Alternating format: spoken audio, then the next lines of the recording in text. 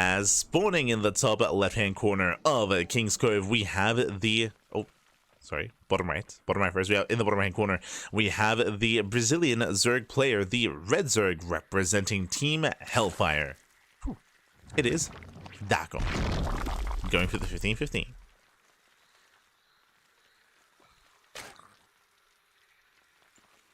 Waiting for the zoomed.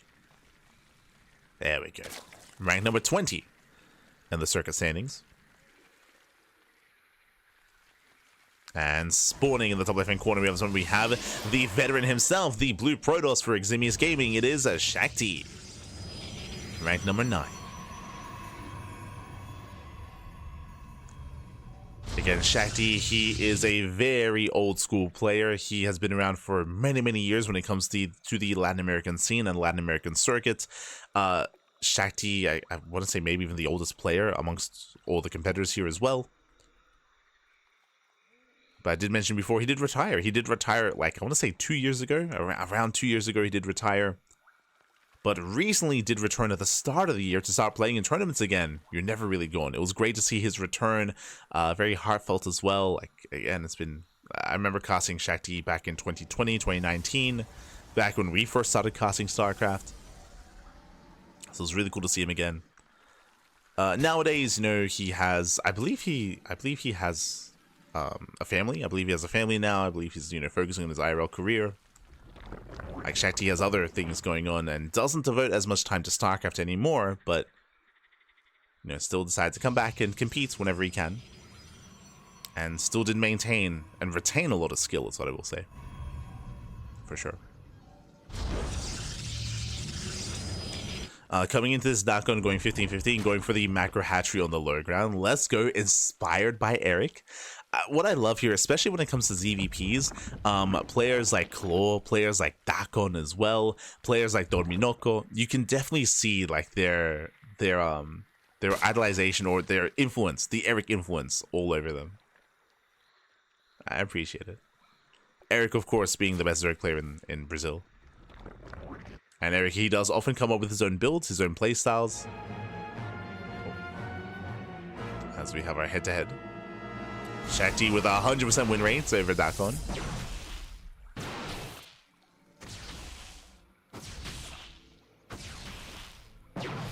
But it is always really cool to see them, the other Brazilian Zerg players, and how they emulate Eric. I think the best case scenario of that was yesterday when we were casting Claw, and it all culminated in Claw versus Eric, where they were mirroring each other almost to a T. It was crazy when it came to their build and when it came to their opener. It was really cool to see Claw versus Eric. For now, though, we're going to be joining, going to be saturating.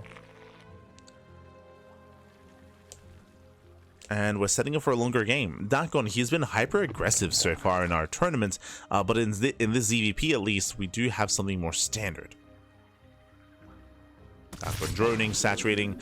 Shakti did open up double Stalker, a little bit surprising here. With these Stalkers, he's going for the Overlords. We need Link to defend, and alas, DakkoN, he was greedy. No Link production whatsoever. Overlord goes down, supply blocking DakkoN. Very nice pick off here by Shakti. Very ambitious, but again, does get 2 Overlords. Snipes the Overlords, poking away at the Queens. The Lings are slow. Shakti, he is punishing. Even taking down the active Tumor. Tumor goes down, nice positioning here in the mineral line. One Stalker does get picked up. Once again, oh no! The other Stalker also wedging himself here in the mineral line as well, reducing surface area, trading as efficiently as possible. Second Stalker falls, but these are the most efficient trades you can go for here, losing 2 Stalkers for all those Lings. Not the worst trade from Shakti. Back home, getting into Blink of all things, not Stargate, not Oracle, not Glaives, but fast Blink Stalkers. Crazy. Before the 3rd. So this is a bit of an older school build out of Shakti. Very, like, no one opens Blink like this, not anymore. Very old school. But this opener, this build works out a little bit better against DakkoN just because of delayed link speed, right? Link speed was delayed, gases were delayed. So these Stalkers, they traded better than they otherwise should have. And even here, we're trickling in too soon. There we go, 32 more Lings on the way. Trying to collapse on the Stalkers. Stalkers, they do get behind the mineral line. Blink is done. Blink is complete. Despite that, these Lings, they should clean this up. Yeah, they should and they will. And this was not an efficient trade for Shakti. Shakti, he bleeds out 5 Stalkers, he recalls back home. And again, now you can see a little bit more clearly here as to why Blink Stalker openers are not really common. They're not really seen too often. They can be shut down by pure Ling. Oh, DakkoN behind this, going Ling Hydra. Let's go. Hydra on the way. Lings, they peel off into the mineral line. They do get the shield battery. Shield battery goes down.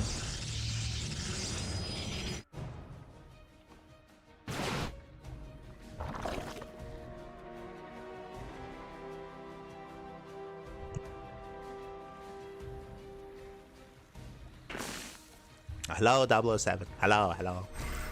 Buenos dias, baby. Buenos dias. As DakkoN is cutting workers early on here, this is almost looking like an all-in. Almost. Eva Chambers on the way. This tells us that we're looking for further upgrades of... as we are rebuilding those Overlords. Ling Hydra is amassing, but DakkoN, he barely has... When I say barely, he actually has 0 saturation at his third. There's just no drones. So despite the Eva Chamber, this has to be an all-in. And that's DakkoN massing up more Hydras, building up more Lings. Buenas noches, buenas noches.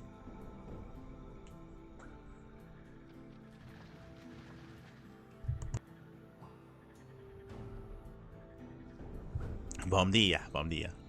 As yeah, DakkoN is committing. So again, the Eva Chamber looks like he just threw it down. Like there's no upgrades, there's no droning, no saturation, no nothing. It's just purely a Ling Hydra all-in out of DakkoN, and he's luring Shakti onto creep.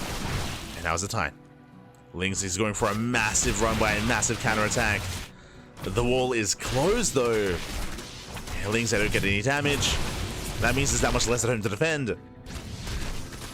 Lings are going for the third again. The shield are putting in a lot of work.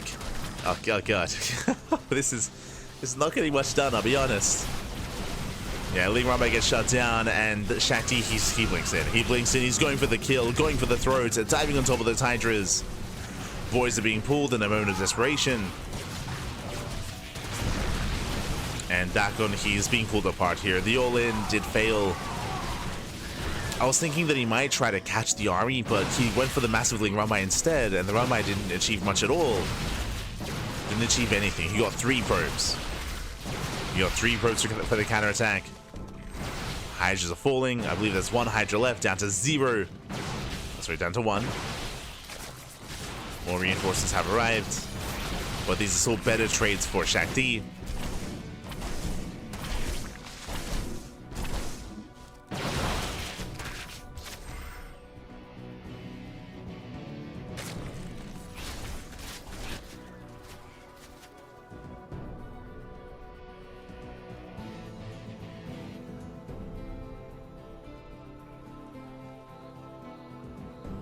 And with his DakkoN, he's barely holding on. I mean, look at the economies here. He's down to almost half the worker count of Shakti.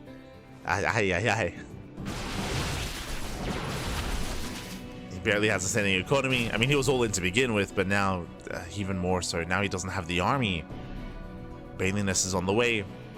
But Shakti, he can overwhelm. With just a purely gateway composition, we don't need Colossus, Storm, we don't need splash damage. It's all here. It's all here in the Zealot. Base goes down. Shakti pulls away.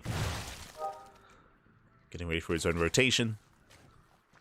We're bringing more Zealots. He has no Robo, so the Warpins are delayed. And that is going to be 11 Banelings morphing in. DakkoN getting ready for one final fight. And these Banelings, they can punish the Zealots at least. The Hydras will be a different story there. So here we go. Phase are done. They shut down the first wave of Zealots. But there's a second wave. There's still so many more charge lots. Yeah, they get on top of the Hydras. The boys are being pulled. And the Zealots are going to be going down. And not bad. Cleans up all the Zealots. Here comes wave 3 though. They just don't stop coming. The third wave has arrived. And that is enough to break DakkoN. And that is not going to be enough. Once again, boys being pulled. Larva, they do delay some of the reinforcements. But there it is. GG gets called, and Shakti, he will take game number 1. GG. Does take game 1, does take lead in the series. Again, DakkoN, he did opt to go for the all-in, but the execution of the all-in was a little bit lacking. Unfortunately, he had a massive amount of lings ready for a run-by, but the wall was sold at the natural, and we saw just a really rough engagement at the third base as well. Like, he killed 3 perps. He killed 3 workers for like 25 lings, and it wasn't worth it in the end. Likewise, back at home, he barely couldn't hold on because of that, and GG. GG, well played. With that, Shakti takes the lead, and we'll see if DakkoN can bring this back and force the ace match. Now, again, as you saw in that last game, as we've seen so far in today's broadcast, DakkoN is very cheesy. DakkoN is very cheesy, he's very all-in, very aggressive. I was hoping that we could see a more standard game, and the opener of this game was standard, but he just never joined his third. he just never made any workers past like 44, so he just committed, and yeah, with that, as the game progressed, couldn't quite keep up.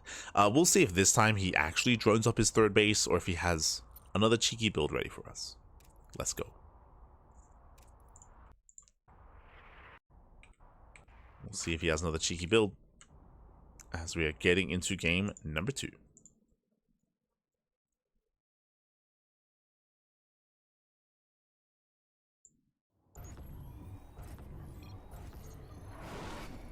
And spawning in the top right hand corner of Frost Sign, we have our red Zerg player making a drone. Let's go. I was concerned he was going to 12-pull drone pull, which he has already done so far in this tournament. But he's making workers here. He is Brazilian Zerg for Team Hellfire. It is DakkoN. Going for the 15-15. Same opener he went for last game. Same opener.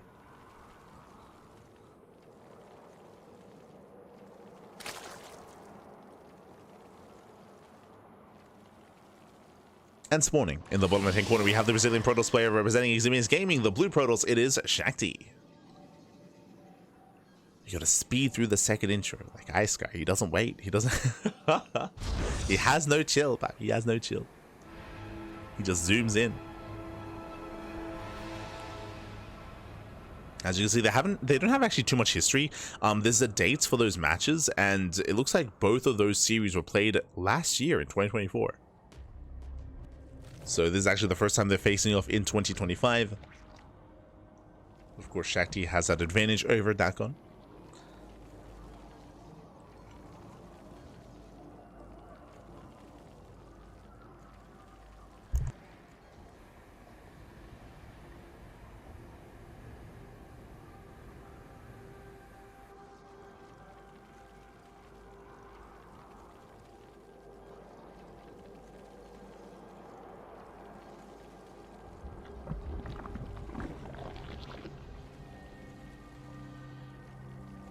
As you have DakkoN going gasless, once again going for the macro hatchery on the low ground. The same opener so far, 2 games in a row.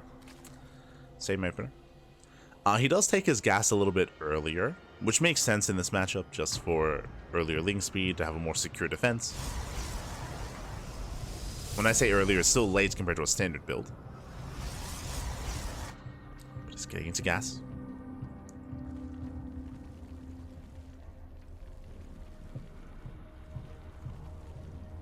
And from here, we'll see how we tech up. Last game, we had Massling Hydra 2-base all-in. This time, we could go into Roaches. We could go into 2-base layer into Mutaplay, for example. Once again, Shakti opening up Twilight Council. I mean, that's the other scary thing here, is that DakkoN, this style that he went for last game is ideal against standard play, against, you know, Adept into Stargate, Oracle into a third. But Shakti, he's not playing standard. Remember, Shakti, he's a more older school player, he's a veteran of the scene, and he does things his own way. Twilight Council opener, should be Glaives or DTs, but because it's Shakti, I'm not ruling out Blink. I would with any other player. But last game did open Blink Stalkers. There it is. Whew, okay, playing with a more modern build, Glaive Adepts.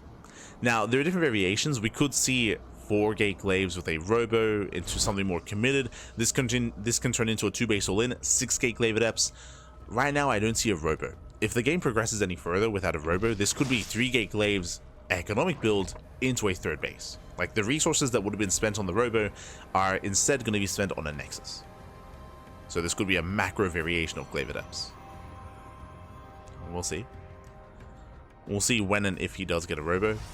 Yep, there it is, 3rd base. So this is 3-gate Glaives into a 3rd. This is a build that Strange popularized a couple of years ago. Strange being the Russian Protoss player. And this actually did hit the mainstream. And some of the other European Protoss players did mix it in. Players like Max, players like Skillus. They did adopt said build. This is being done in a slightly different way, but basically this doesn't have to get as much damage as a result. Glaive Adepts, they can apply pressure, but remember there's no Robo, which means there's no Warp Prism, there's no way to reinforce across the map, and you have to be that much more careful because there are no Oracles to defend back at home either, to defend against Ling run-bys. So you don't want to commit with these Adepts, you want to preserve them. You want to poke in, maybe get a bit of damage, force a reaction, build them up though, and come back home. If these Adepts go down, then your 3rd base is going to be exposed.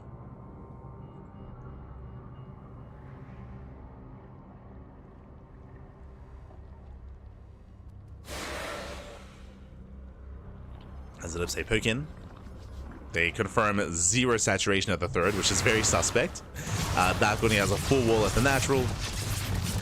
Roaches are building up, this time a Roach base opener. Nulling into Hydra. Ooh, and yeah, Shakti does force the Eva Chamber to complete. And that shouldn't have happened. The Roaches have arrived. Behind this, we do have Charge on the way for Shakti. He is probing, he's getting up to 50 workers. Making 3 probes at a time. Adepts, they race back home. But now we have the follow-up. It's going to be a 1-2 punch. Glaive Adepts into Charged Lots. Into Charged Lot Archon. Okay. So building up into Zealot Archon. Meanwhile, DakkoN, he's still not droning. He's still not droning, by the way. He should be by now, but he isn't. So it looks like a 2-base all-in. It looks like a 2-base all-in out of DakkoN. We'll keep it out of that production tab to see if he makes any more workers. Oh, never mind. 6 drones? Okay. But because these workers are late, this is a rough position for DakkoN. This is late workers, late droning. But at least he is. So DakkoN, now he's droning up. I would say this is, again, late. So these roaches, they have to do damage. Like, you can see how many roaches he invested in. They have to get some value. Does move out. We'll see what he can get done. Meanwhile, we do have a Adept Harass across the map with our War Prism. Roaches, they poke in.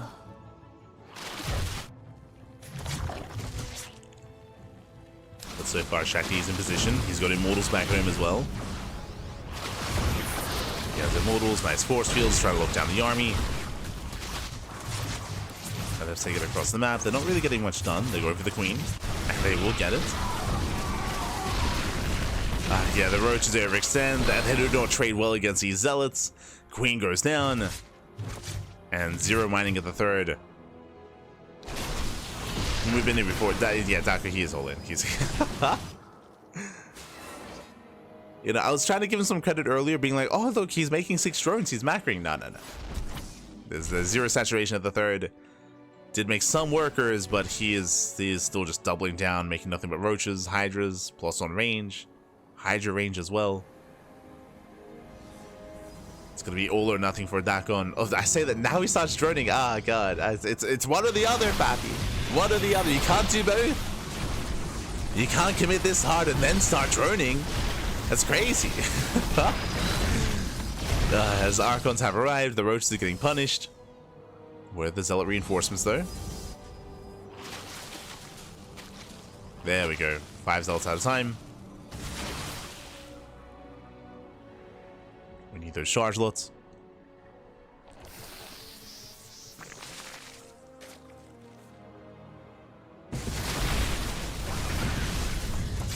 Yeah, Shakti is moving in, collapsing the army. Oh, he shuts down all the roaches. The roaches, they crumble.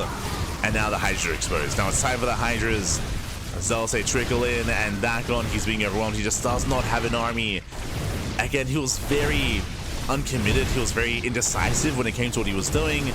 At times, he was making nothing but units. At other times, he was droning back and forth. And you do one or the other, Pappy.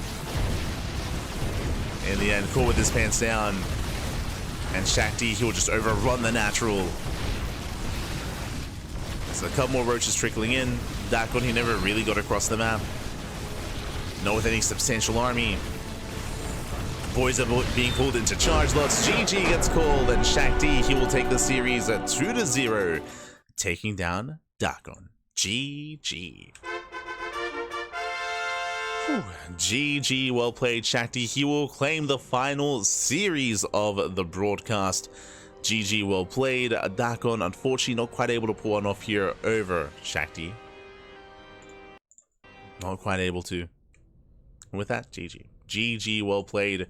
Whew, I believe that does secure Shakti in this group. Actually, let's find out. Let's find out together here. As we do have our standings, we do have our group. I'll actually give a link in the chat if you guys want to have a look together. Let's go. Here we go. As we switch things over and catch up on those standings. Okay. Here we go. So we have Group Stage 2. Let's actually zoom in a little bit. There we go. We have Group Stage 2 here. We have, over the course of the weekend, we did go over all of these groups. We did miss Group C. Group C, we did barely miss, so I do apologize for that, but all the other groups we have covered. Out of Group A, we had a Kamikaze, Dominoko, and Maffer. Kamikaze and Dominoko coming out in first and second place. We have, of course, Maffer coming in third. Coming into Group B, we had Eric, Claw, and Tata Giba. We had our trifecta of Zerg players making it through. Now, I do have an update.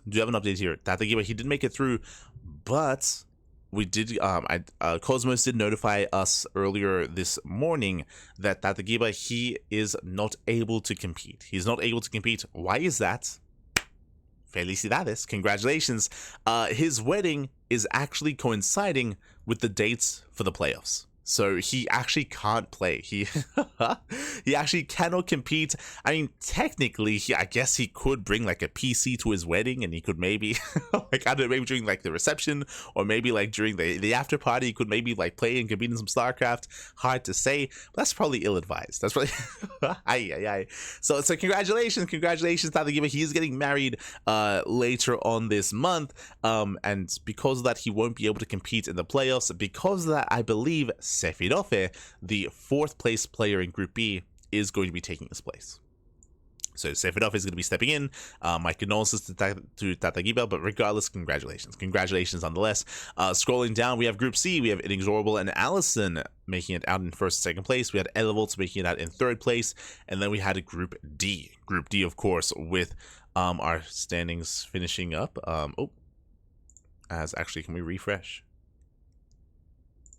Do we have any updates, Pappy? Not quite. We'll get them updated. But in the end, of course, Master did take down Yen, and Shakti took down DakkoN to take him down. So with those wins, Master comes out in first place. And Shakti, aka Nano, is now called Shakti. We'll have to fix that up. But Shakti, he does come out in second place. So Master in first, Shakti in second, and Yan in third place. As unfortunately, DakkoN did not take a series, did take a map off of Yan, but did not defeat Shakti in that final round. So in the end, it is going to be Master, Shakti, and Yan making it out of Group D. And that leads us into the playoff bracket. Leads us into the playoffs.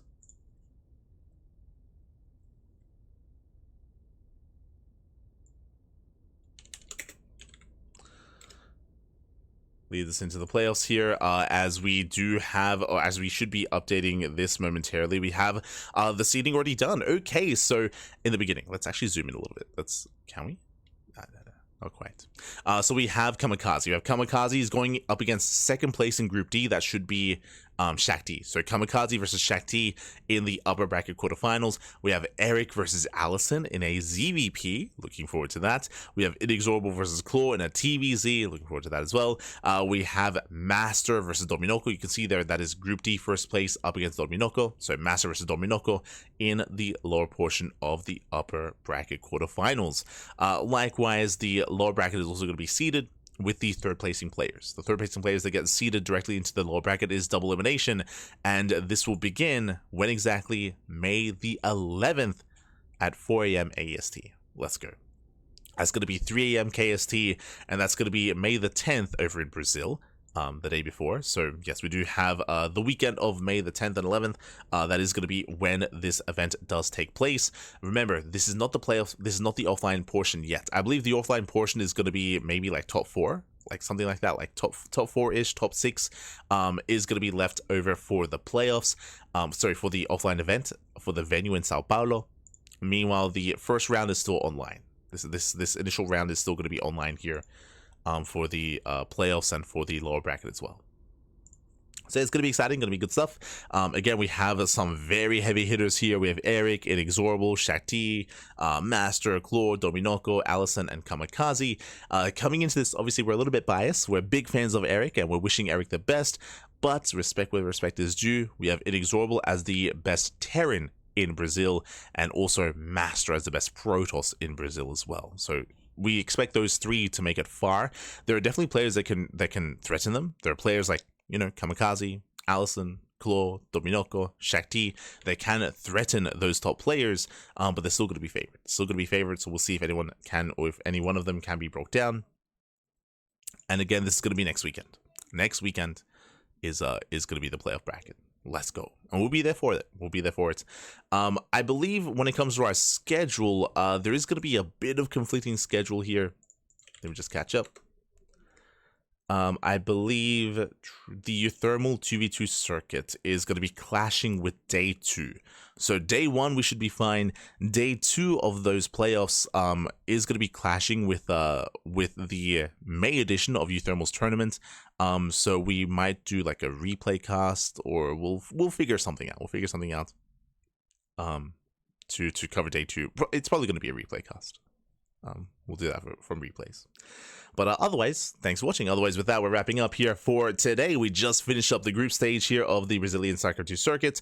We're going to be live once again later on tonight in around 9 hours. So 9 hours from this message, we're going to be live here with the Wardy TV Monday. That is a weekly open tournament. It is centered around the Korean time zone, but also European as well. So we often see European and Korean players. North American, Latin American representation a little bit lighter for the Wardy TV Mondays. But that is going to be what we're covering later on in 9 hours' time. Wedding more important than SE2? How dare he? If he competes, the peace in home is over. Oh no, oh no. The grand finals, we find the last boss, Kelazar. Yes, we'll fly him in. We'll fly him in from Europe. We'll get there. Catch you later. So yes, so in 9 hours time, we have the Wardy TV Monday. Otherwise, hope you all enjoyed yourselves. Hope you all had a great time here, and look forward to some more Brazilian StarCraft in the future next weekend for that playoff bracket. Otherwise, a big shout to iScar, for, of course, host, for adminning and for running and for observing the event. Really cool to see. So much love to iScar, and also a big shout out to Cosmos, he gave us a big raid earlier, and Cosmos, he is the organizer, caster, and one of the big names in the Brazilian StarCraft 2 scene. So much love to Cosmos, El Cosmito, papi. Ah, beautiful. So much love to Cosmos. He is a near and dear friend, of course, and we often do try to cast as much Brazilian StarCraft as we can. Cosmos, he does host and run a lot of tournaments, and we do what we can here in English for the CranKy Ducklings. We do what we can. Much love to Cosmos, much love. But with that, GG well played. With that, we are going to be wrapping up. No 1,000 ladder games for you because you won against, like, suppose. True. If you're just now tuning in, if you missed out on the Big Brain Bouts, I did have a show match a couple of days ago, and the VOD is now on YouTube. The VOD is on you. I'll post it in the chat. Shameless plug. Let's go. Big Brain Bouts. I recommend it. It was a lot of fun. It was a lot of fun. I did a lot of prep. I did a lot of prep work for this, by the way. There you go. Link is in the chat. But I did a lot of prep work. I think I laddered like 10 or 11 days straight leading into the show match. Like as soon as Roddy reached out about the show match, I was like, okay, let's go. Well, let's lock in. And we did like non-stop grinding every day on stream. And I did a lot of custom games off stream as well, learning a new build, which is what I showcased in game 1 and game 2. That is an Eric build, but it's related to the Brazilian scene. It's an Eric build. I did learn an Eric build, specifically versus mech, which did quite well. So do recommend it. Do recommend checking out the VOD, checking out the YouTube VOD. Otherwise, thanks for watching. Thanks for support. Again, Rotterdam did cast it over on the Basilisk channel, and we are going to be wrapping up here for the morning. I am tempted to ladder, but at the same time, it was a really intense weekend, and I would like to get some food. I'd like to get some rest, and really just catch up on editing VODs and scheduling VODs. So maybe next time we'll get into some ladder. Also, like after the show match, I do kind of want to take it easy on laddering now. I'm like, we're done. Like, like that was. We're done, Pappy, for the time being. So we'll see how we bring it all together. But yeah, with that, we're going to be wrapping up. So thanks for watching. Thanks for tuning in. Who's live at the moment? We'll give someone a raid. We'll give someone some love. Who's live? Jason is live. Esther Jason.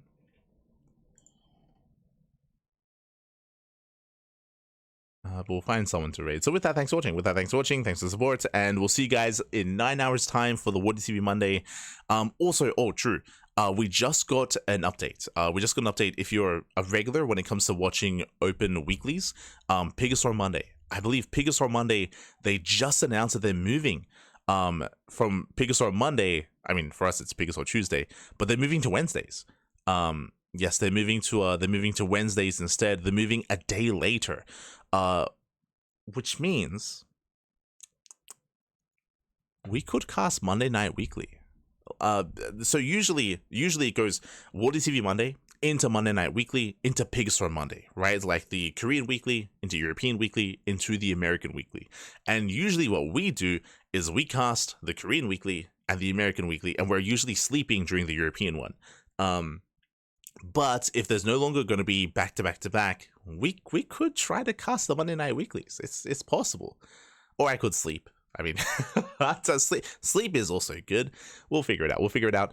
But yes, they are rescheduling the Pegasaur Monday to a day later, which means we need to also move and shift our schedule around. This means that tomorrow there is no Pegasaur Monday. Tomorrow we're probably going to spend all day casting the GSL qualifiers. The GSL qualifiers, they did take place last week, and I know that a lot of people have been jumping on them. I know that Wardy was casting the replays. I think Zombigo was casting the replays. I think Steadfast was casting like everyone's been casting the replays. I've been avoiding spoilers. I've been avoiding them, but we'll do a GSL replay cast tomorrow. That's the plan. That's when. Oh, thank you so much. For the bits. Thank you, Este Hyper One. Thank you. Do appreciate it.